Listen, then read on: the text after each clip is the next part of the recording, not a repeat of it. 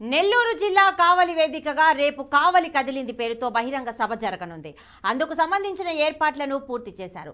ప్రముఖ నేత పసుపులేటి సుధాకర్ ఆధ్వర్యంలో ఈ కార్యక్రమం జరగనుంది. భవిష్యత్తు రాజకీయ కార్యాచరణ, కావలి నియోజకవర్గ సమస్యలు సహా పలు అంశాలపై ముఖాముఖిగా ప్రజలతో మాట్లాడనున్నారు.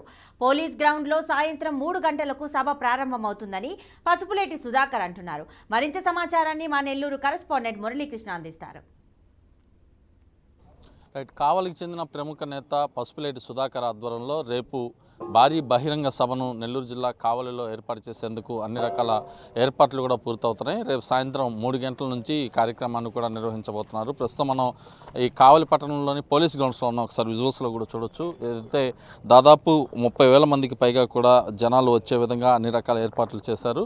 దాదాపు నియోజకవర్గ వ్యాప్తంగా ప్రజలతో ముఖాముఖిగా మాట్లాడేందుకు పసుపులేటి సుధాకర్ ఆధ్వర్యంలో కూడా ఈ సభా కార్యక్రమాన్ని అయితే ఏర్పాటు చేసినటువంటి పరిస్థితి ఉంది. ప్రస్తుతం మనతో పాటు సుధాకర్ గారు ఒకసారి మాట్లాడే ప్రయత్నం అయితే చేద్దాం. సార్ చెప్పండి, ఏంటి సభ ముఖ్య ఉద్దేశం ఏంది, ఎలా జరగబోతుంది? మీకు తెలిసిన విషయమే, గత కొన్ని రోజులుగా కావలి నియోజకవర్గంలో ఈ రాజకీయ సమీకరణలు మీరు నిశ్చితంగా పరిశీలిస్తే ఎన్నో రకాలుగా మలుపులు తిరుగుతున్నటువంటి సంఘటనలు జరుగుతూ ఉన్నాయి. వాటిని ఉద్దేశించి రేపు కావలి నియోజకవర్గ ప్రజలు ఒక భారీ ఎత్తులో అంటే 40-50 వేల మంది ఈ సభకి హాజరు కాబోతున్నారు. వారి ఆధ్వర్యంలో ఈ యొక్క రాజకీయ సమీకరణలు ఎలా మారుతున్నాయని చెప్పని తెలియజేయడానికి ఈ సభని ఏర్పాటు చేయడం జరుగుతుంది. అంటే ఎలాంటి పరిస్థితులు ఉన్నాయి సార్? అంటే గడిచినటువంటి 10 ఏళ్ళుగా కూడా పిఎస్ఆర్ చారిటబుల్ ట్రస్ట్ ఆధ్వర్యంలో నియోజకవర్గంలోని అన్ని గ్రామాల్లో పర్యటిస్తున్నారు. ఎలాంటి సమస్యలు తెలుసుకున్నారు, జనాలు ఏ విధంగా చెప్తున్నారు?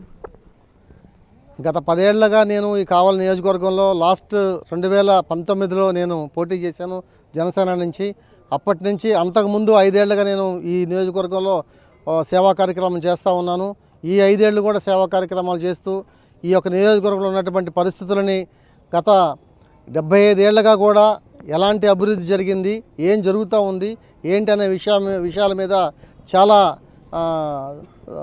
క్షుణ్ణంగా పరిశీలించిన అంశాలన్నీ కూడా రేపు ప్రజల ముందు ప్రస్తావించి మాట్లాడి మళ్ళీ మనం ఎలా అభివృద్ధి చేసుకోవాలని చెప్పని ఒక విషయం మీద రేపు సభ ఏర్పాటు చేయడం జరుగుతూ ఉంది. అంటే రేపు సభ కార్యక్రమం దాన్ని బట్టి పొలిటికల్గా భవిష్యత్తు కార్యాచరణ ఏమన్నా తెలియజేసే అవకాశం ఉందంటారు? ఖచ్చితంగా రేపు సభలో ప్రజలందరి ముందు భవిష్యత్తు కార్యాచరణ ఏం చేయాలనుకుంటున్నాం, ఏం చేస్తామనే విషయాన్ని క్షుణ్ణంగా రేపు సభలో తెలియజేస్తాను. అంటే ఇప్పటికే ఒకవైపు పసుపులేటి సుధాకర్, ఒకవైపు పసుపులేటి కుటుంబం మొత్తం కూడా నియోజకవర్గ వ్యాప్తంగా అన్ని గ్రామాల్లో పర్యటనలు చేస్తున్నారు. ఇప్పటికే పల్లెకి పసుపులేటి కార్యక్రమాన్ని పూర్తి చేశారు. ఏదైతే సుధాకర్ అన్నమాట సుగుణమ్మ బాట పేరుతో ఇటు సుగుణమ్మ గారు కూడా కార్యక్రమాలు చేస్తున్నారు. ప్రజల్లో ఎలాంటి స్పందన ఉంది?